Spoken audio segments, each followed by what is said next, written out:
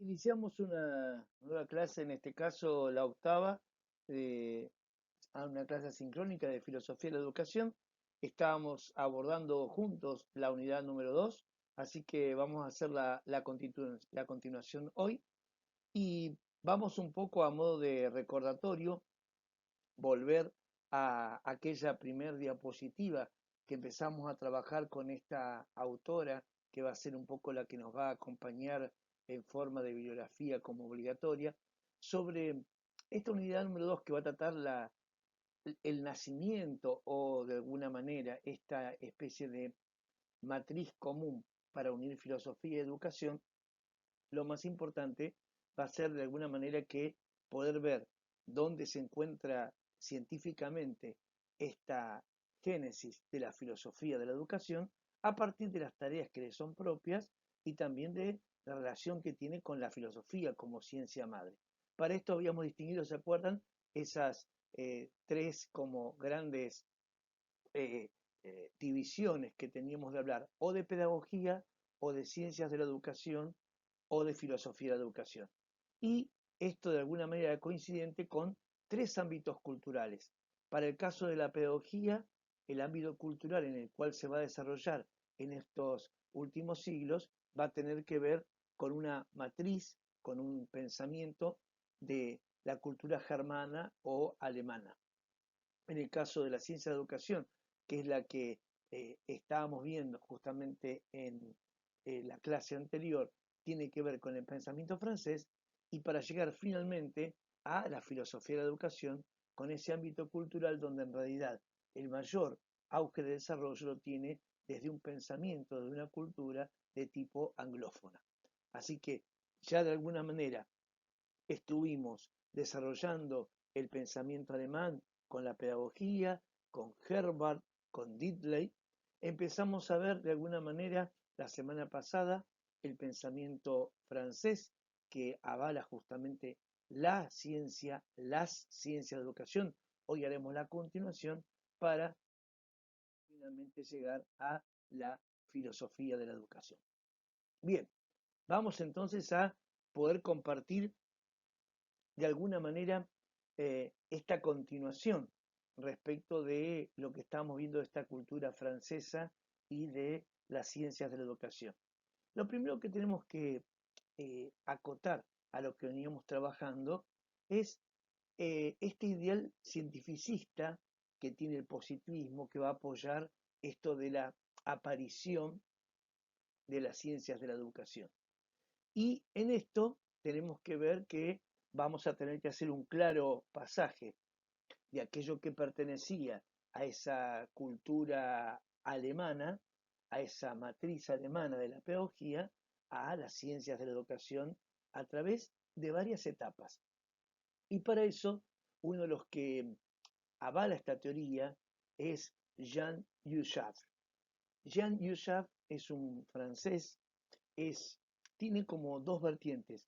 Es filósofo, pero es un máster en educación. Y a propósito, acá les coloco para que lo tengan como referencia, si lo quieren buscar, él tiene una teoría muy importante sobre el triángulo educativo. Ese triángulo que tiene como tres polos importantes. Uno es el conocimiento, muy típicamente de lo que hemos visto en filosofía, cuál es esa herramienta que es justamente el conocimiento con el cual la filosofía hace que el hombre se pueda cuestionar. El otro polo que tiene ese triángulo para Jean Jaurès es justamente el docente, el educador, y para Jean el tercero tiene que ver con el estudiante.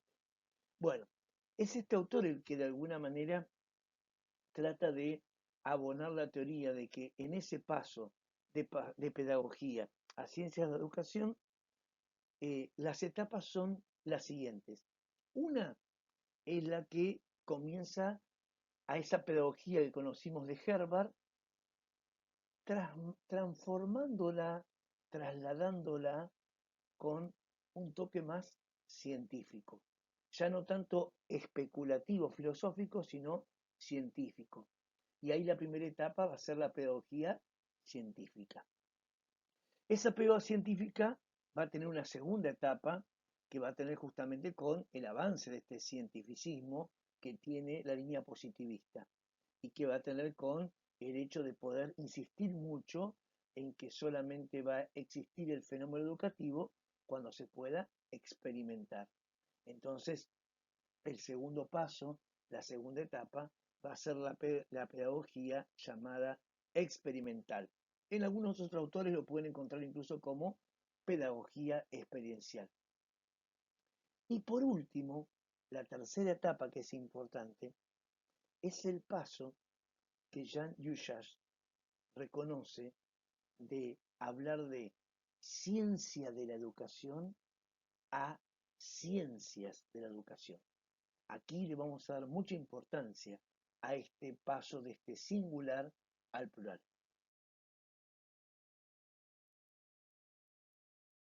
Concretamente lo que tenemos que decir, ¿se acuerdan que la cultura alemana a la pedagogía le había dado ese toque estrictamente normativo, normativista, ¿no?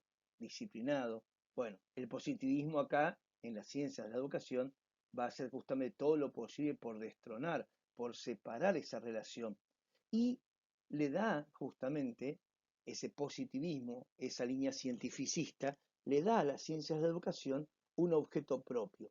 ¿Y cuál va a ser el objeto propio que le va a dar a esa ciencia? Después vamos a ver cuando pase a ser ciencias de la educación. Y es que se dedique a estudiar el funcionamiento del fenómeno educativo y de aquellas instituciones a que da lugar ese fenómeno educativo. Pero atención, un subrayado importante es que lo pueda ver en distintos contextos socioculturales. Pero todo esto no como un capricho sociológico, sino desde una metodología científica. Entonces, prestemos atención a esto. Aparece el positivismo, que es el que va a legitimar esta ciencia de la educación, trata de desvincularla de aquella perspectiva especulativa filosófica, normativa, y le va a dar un objeto propio, que es que se dedique justamente a apoyar su mirada, su análisis sobre el fenómeno educativo, cómo funciona y todas aquellas instituciones que ese fenómeno da lugar. ¿Pero dónde? En el contexto o en los diversos contextos socioculturales. Y propone, sí, que esto lo haga desde una metodología del pensamiento científico. Bueno, y esta línea, este parámetro cultural francés de las ciencias de educación va a tratar de mostrarnos, de manifestarnos, eh, como si fueran tres sentidos con el cual nosotros podamos acercarnos a esa nueva ciencia o esas nuevas ciencias de la educación. La, la número uno, el primer sentido, por llamarla así, va a ser que desde el 67, 1967, siglo XX, ¿no? Se la va a considerar a la ciencia de la educación como una disciplina universitaria, que va a ser reglamentaria y que va a estar evidentemente constituida. Es decir, va a tener todo un resguardo desde el punto de vista de el análisis de los estudios superiores. El segundo sentido que se le va a dar a la ciencia de la educación son que se puede hablar de ciencia de la educación cuando se habla de los aportes de distintas ciencias a los fenómenos educativos, pero con independencia de sus inscripciones institucionales. Es decir, se puede entender una ciencia de educación cuando, por ejemplo, se aplica la biología al fenómeno educativo, la sociología al fenómeno educativo, la antropología al fenómeno educativo. Pero a su vez, tratar de independizar este aporte que se hace sin confundirlo con que evidentemente se va a hablar entonces de una sociología de la educación, de una biología de la educación, no. Eso se separa. Una cosa es el aporte que hace la ciencia al fenómeno educativo y otra cosa es que se pudiera llegar a confundir con una nueva ciencia. No es así. Y el tercer sentido o el tercer enfoque tiene que ver con que a partir de ahora, de esta corriente francesa, a partir de esta mitad del siglo XX en adelante, a esas ciencias de la educación también se las puede entender como ese proceso de conocimiento, el de la ciencia, en tanto que ésta constituye una actitud de racionalidad. ¿Qué quiere decir esta frase? Que en realidad uno puede construir ciencias de la educación a partir de un proceso de conocimiento en el cual, evidentemente, lo que hace es tener una mirada no especulativa, pero sí racional, en el cual se pueda ver, por ejemplo, por qué surge el fenómeno educativo, entre quiénes surge el fenómeno educativo, quiénes son los destinatarios, quiénes son los que lo producen, cuáles son los riesgos, cuáles son los obstáculos. Esto es otorgarle racionalidad, es decir, un análisis a ese proceso de conocimiento con cierta cientificidad en el cual se pueda este tercer sentido, esta tercera manera de entender las ciencias de la educación. Ahora bien, si la corriente francesa va a postular el paso de la pedagogía a la ciencia de la educación, no tenemos que descuidar que entonces también tiene una mirada sobre la pedagogía. Si bien hace ese salto, ese paso, de alguna manera eh, esta corriente francesa a la pedagogía le va a dar como tres usos de cómo abordar ese concepto. El primer uso que le va a dar al término pedagogía esta corriente francesa es el que tiene simplemente como esa ciencia del arte y el hacer aprender. A eso va a circunscribir las ciencias de la educación cuando quiere hablar de la pedagogía. La ciencia de arte y hacer aprender. Lo segundo, va a tener una ciencia de educación sobre la pedagogía como el discurso sobre las prácticas, es decir, la especulación sobre cómo se hace la práctica educativa. Un análisis discursivo de las prácticas educativas. Y el tercer uso que la ciencia de la educación, esta corriente francesa, le va a dar a la pedagogía, es como que la pedagogía es esa práctica en la cual se inculcan valores, convicciones, pero siempre ligadas a un sistema de pensamientos o políticos o ideológicos. Miren qué interesante. La ciencia de educación va a hablar de los contextos socioculturales, pero cuando quiera referirse a la pedagogía, a la corriente francesa, va a hablar que en realidad la pedagogía puede inculcar valores o convicciones desde no contextos socioculturales, sino desde sistemas que ya están instaurados, tanto políticos como ideológicos. Y si tenemos que, como bien decíamos antes, colocar una fecha donde esta corriente francesa puede colocar como la matriz de la aparición de la ciencia de la educación, es el año 1967, concretamente en octubre de ese año. Por eso decíamos que ahí nace hasta como disciplina universitaria. Y en esto también es importante que pasa de llamarse ciencia de la educación, esa de alguna manera postura que tenía el positivismo, llamarlo ciencia de la educación, a partir de que se hace disciplina universitaria, comienza a denominársela en plural, ciencias de la educación. Y acá es importante hacer esta salvedad. ¿Por qué aparece este cambio de hablar de el singular ciencia a este plural ciencias de la educación?